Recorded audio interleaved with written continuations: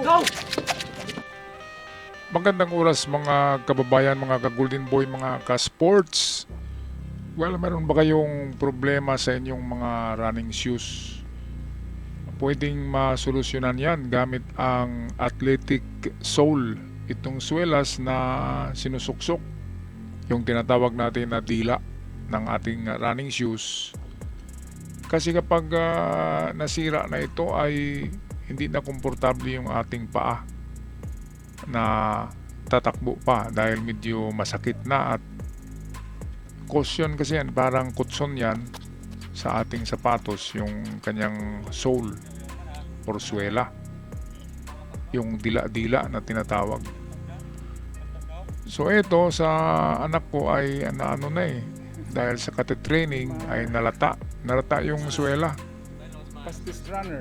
Kaya yun ay instead na bibili ako ng bagong sapatos ay nag-order lang ako sa internet, sa Shopee. Ito yan At mas maganda ito kasi medyo makapal-kapal siya at malambot. Ayan pang ano talaga yan Nakadesinyo siya, meron siyang memory foam. Kung sino man yung gagamit ay merong memory foam. Ibig sabihin ay ano talaga siya, akma na akma sa paa.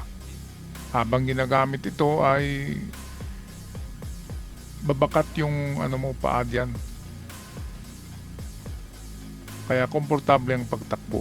Hindi maluwag, hindi masikip, tamang-tama lang. Kung maluwag naman ang ating running shoes, ay nako,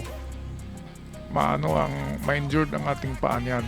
Kaya tamang-tama lang ang higpit. Hindi naman masyadong mahigpit kasi magkaroon ka ng athlete's foot. Yung mga kuko mo, mamamatay, masisira pag masyadong masikip ang sapatos. Kailangan meron kunting di ba? Kunting breather ang sapatos. So ito, wala na. Ayan, lustay na talaga So ayan, palitan natin ng medyo makapal at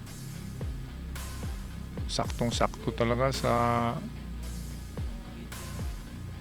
paa, 'di ba? Ayan Size 11 pareho tong paa namin ng anak ko, kaya yung sapatos niya ay pwedeng suotin ko, sapatos ko suotin niya, kaya vice versa lang.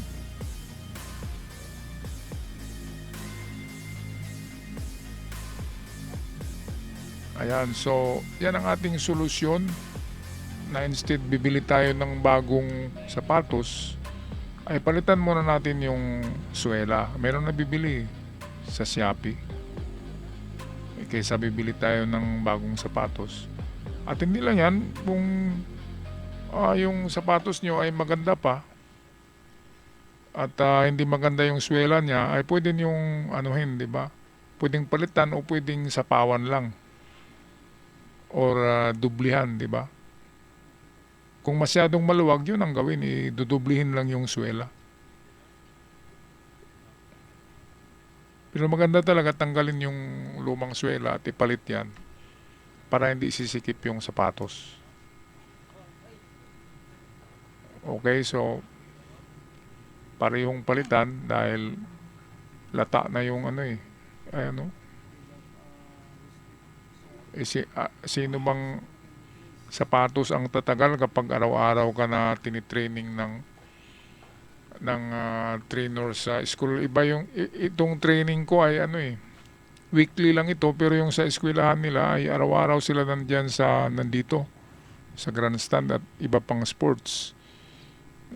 Kasi running, long jump at shot put yung laro nito. Okay, so patisting natin pagtakbo kung komportable ba.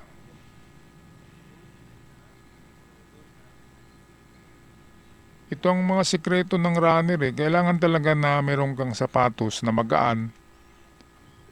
Kailangan magaan, and then tamang-tama talaga ang size. Kasi kung maluwag, ma-injure din yung paa mo. Kung masikip, ay ma-injure din. Kaya kailangan ng tamang-tama. Kaya ayan, no? Tumatakbo na ako niyan eh, pero mabilis talaga. Mabilis na siya. Ayan, no? Naiiwan na ako eh.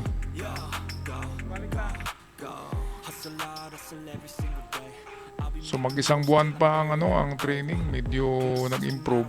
So kung isang taon ito,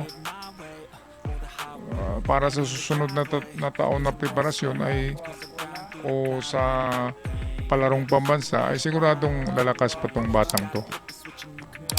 Alright, so okay, magpaalam na mga kababayan, mga ka-sports. At huwag kalimutan mag-subscribe, paki-subscribe na lang, malaking tulong yan para lalago ang ating channel. At sa aking avid followers, maraming salamat.